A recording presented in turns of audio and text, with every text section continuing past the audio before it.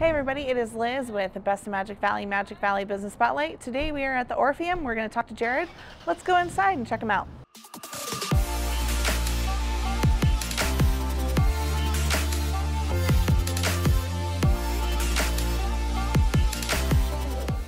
All right, everybody, we are inside at the Orpheum with Jared. So Jared, tell us what the Orpheum Theatre is for those who haven't been here. The Orpheum Theatre is the Magic Valley's local homegrown playhouse. In particular, Twin Falls, we do have our sister theater over in Rupert, that's the Wilson, and then we have our big sister theater, which is the Egyptian in Boise, of course, in the Treasure Valley. But the Orpheum Theatre is Twin Falls' very own vaudeville-style playhouse, concert venue, etc. These days, it's primarily used for live performances, such as plays, musicals, comedians, and things like that. And we occasionally show classic films. For instance, Jaws, a really big hit. All right. Princess Bride, the biggest hit of all. Yeah. And things like that are, you know, the sorts of movies that we'll show here, in addition to things like Casablanca, Gone with the Wind, you know, the great classics of film. What it is that we do here is, well, we just have a lot of fun pretty much all the time. And we facilitate everyone else having a good time. Here in the lobby area, we've removed these drop ceilings that used to be in here. We have cloned this wonderful crown molding that we had. We had about 6 inches of it that were in pristine condition. So we made a cast of that and pretty much cloned all that out to bring the original crown molding back to the space. We exposed this wonderful tile that's been here since 1920. Wow. And we've cleaned that up and have continued to keep it up and, you know, work with it to make sure it stays in good condition. So as you walk in, you're kind of pulled back into the 20s with the wallpaper design and the flooring and the marble staircases, and it kind of just brings you into this feeling of, oh, I'm going to sit down and actually go back in time and enjoy something. That's the idea. All right. That's the whole point, to give people an experience. And our hope is that from the moment they step into the building, even on the way there to the building, you know, you get out in front of those really cool signs there, that you have you start having your experience the moment you are in front of the theater. So if we can successfully provide that, then, you know, we've completed our objective. That's great. We are on stage looking out off stage. You're on stage looking out into the house or the audience. Yeah, I want to have the technical right terms. That's all right. So let's address the elephant in the room, if we shall. Explain the light on the stage. So this is what we call, in the opera world, they call it an equity light.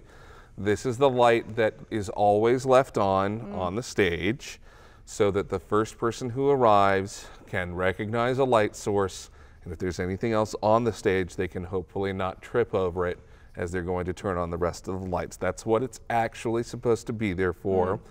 But the theater community calls this a ghost light.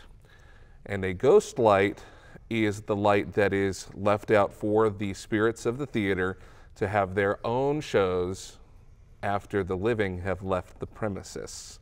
Okay. So they do all their shows by this one light after everyone has gone home. So now say your little spiel, and then go ahead and tell us a little bit about the entities that live in the Orpheum. Okay, well, as you know, we can neither confirm nor deny the presence of any paranormal activity on the premises of the Orpheum Theatre at any given point in time. You're so good at that.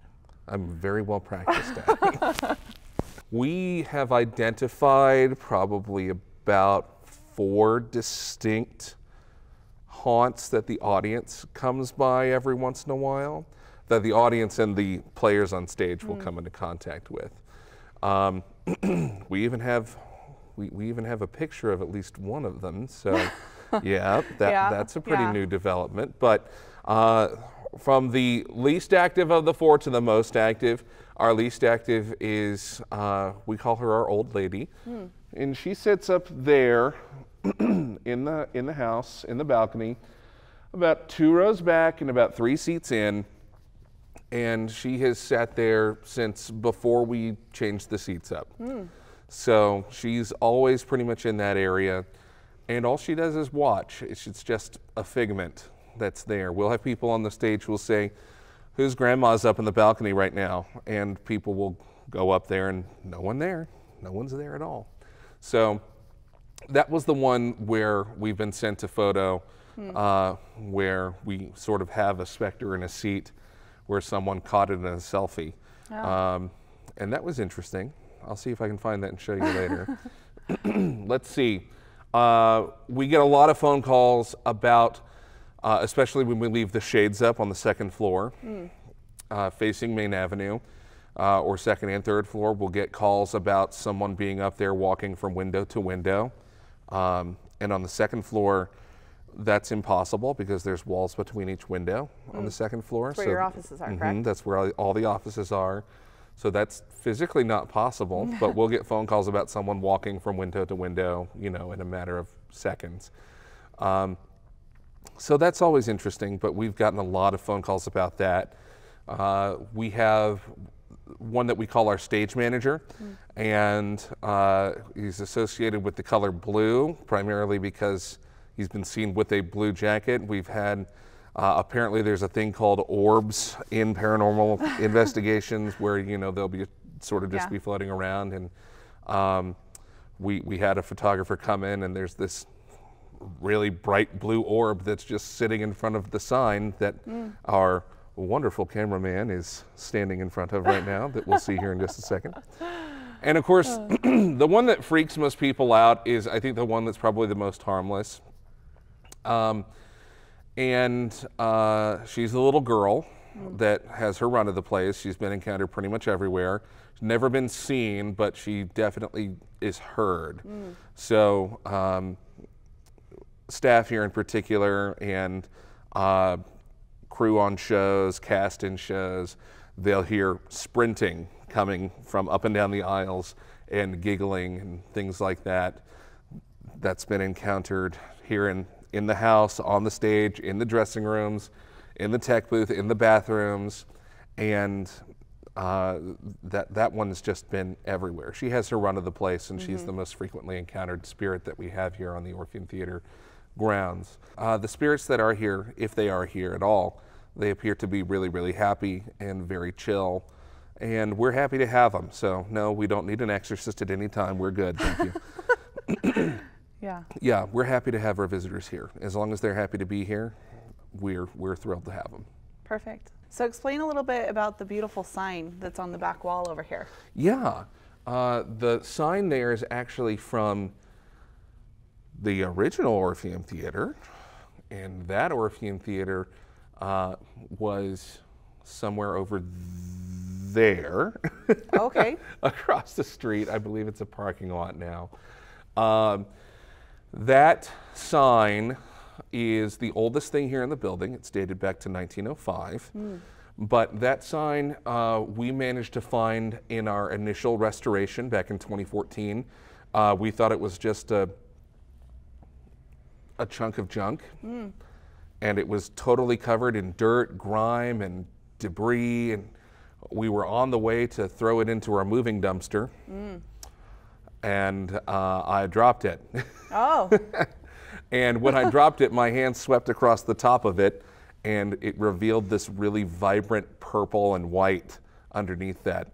And so then we did what anyone who was on a time crunch, you know, restoring a building would do, and we completely stopped what we were doing and focused all of our efforts for the rest of the day on cleaning that sign. Yes. So we cleaned it, and we discovered this ancient treasure here and said, oh my gosh, this is so cool, what are we gonna do with it? And it wasn't until we talked with a couple of comedians who said, you guys should really put that in the back of the theater. Yeah. That would be the coolest thing in the world, because we love that sort of stuff. You know, you can go to the Laugh Factory and they got their logo back there, and said, but that's, you know, that's history.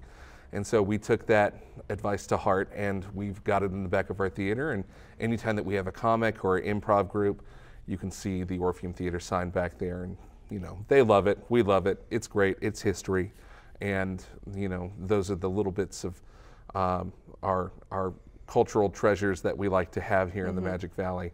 And wherever we can have them and protect them and display them for all of our future generations to see and get to know and love, well, that's life goals right there. You know, we want them to enjoy it just like our past generations have. So the best way is to reach out to us through our Contact Us page, our Contact Us portal on our website, which is orpheumtwinfalls.com.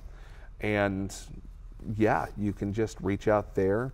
If you want an email address, it's really easy. It's just info@orpheumtwinfalls.com. It's really easy. So that's the best way to get a hold of us here and see what it is that we've got going on. Our website has pretty much all the information that we're looking at for tickets and upcoming events, things like that. So, yep, orpheumtwinfalls.com. Head there and see what you can find. So final question of the day, not anything about the theater. What is your favorite thing about the Magic Valley? I like the people. Oh, you can't say the people. What do you mean I can't say the people? You have to go more in depth than the people. So I was going to be more in depth there. So let me see if this works. And if not, you know, I'll just pick something really vague like the canyon and be done with it. I really like the people because they're so chill. And what I mean by that is, you know, we find ourselves in this wonderful area where people, you know, there's nothing that they really get up in arms about, you know. And we've had some really interesting things and some things that some people, you know, it's just not their cup of tea, you know.